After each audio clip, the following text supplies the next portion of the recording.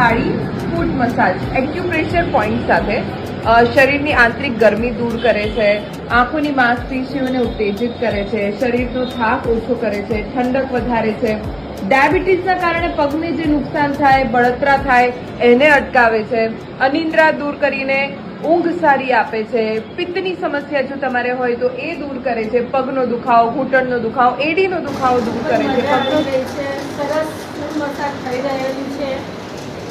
પહેલા રાઉન્ડ ફર્યું બીજી બાજુ અને હવે લેફ્ટમાં ફરી રહ્યું છે.